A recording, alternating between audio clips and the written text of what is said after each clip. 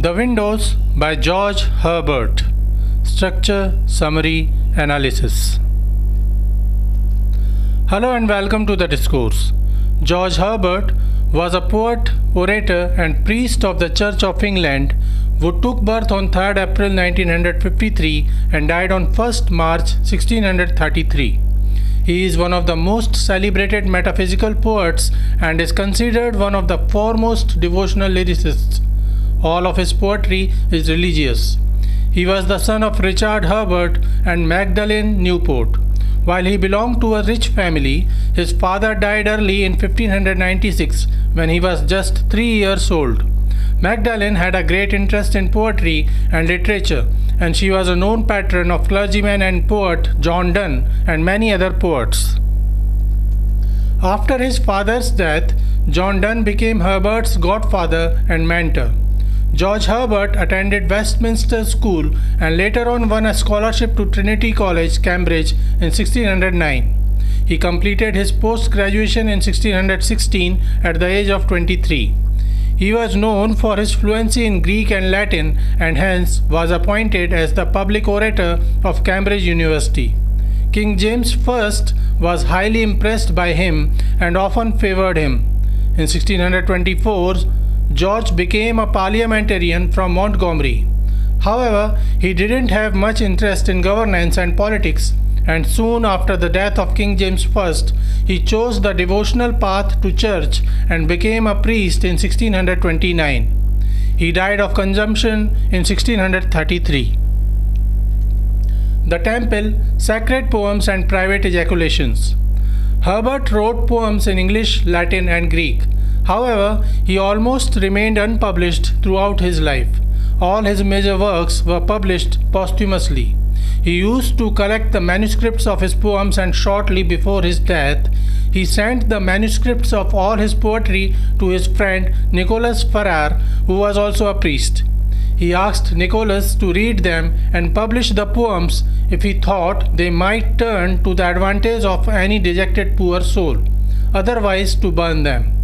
Soon he died in 1633, and after his death, Nicholas Ferrar published all his English poems in the book The Temple, Sacred Poems and Private Ejaculations with a preface by Nicholas Ferrar. All these poems are religious. Being under the influence of John Donne, George Herbert mastered conceit, and all these poems are metaphysical. In these poems, Herbert said that Nicholas will find a picture of the many spiritual conflicts that have passed between God and my soul before I could subject mine to the will of Jesus, my master. In this, Herbert used the format of the poems to reinforce the theme he was trying to portray. Beginning with the church porch, they proceed via the altar and to the sacrifice, and so onwards through the collection. In the book, all poems offer deeper spiritual meaning through various conceits, and visually too, the poems are varied in such a way as to enhance their meaning, with intricate rhyme schemes, stanzas combining different line lengths, and other ingenious formal devices. The Windows.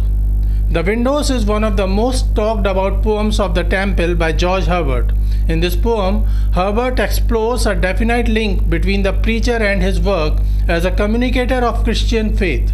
The Windows is written in iambic tetrameter with alternate rhyme.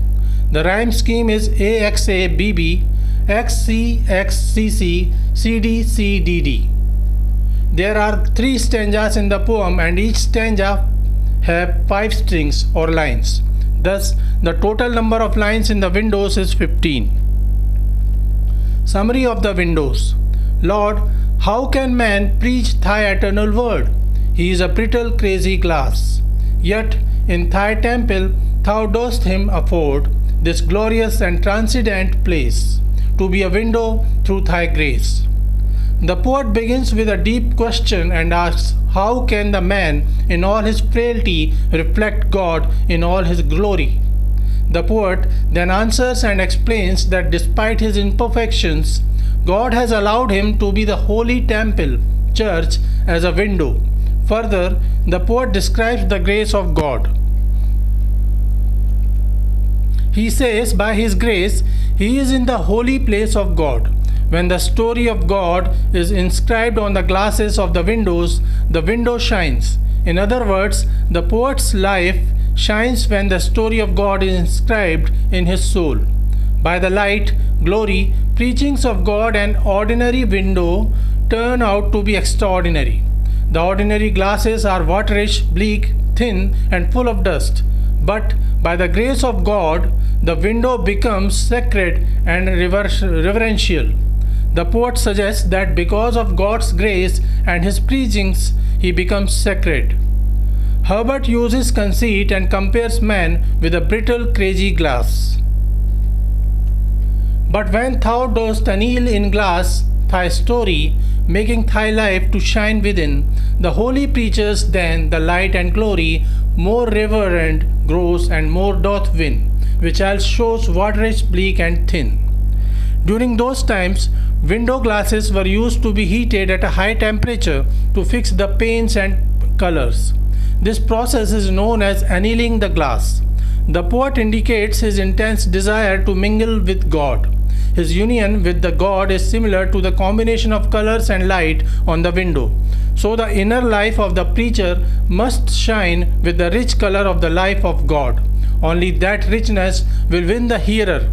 The hearer will not be won by life and words which are waterish, bleak, and thin. Doctrine and life, colors and light in one, when they combine and mingle, bring a strong regard and awe, but speech alone doth vanish like a flaring thing, and in the ear not conscience ring.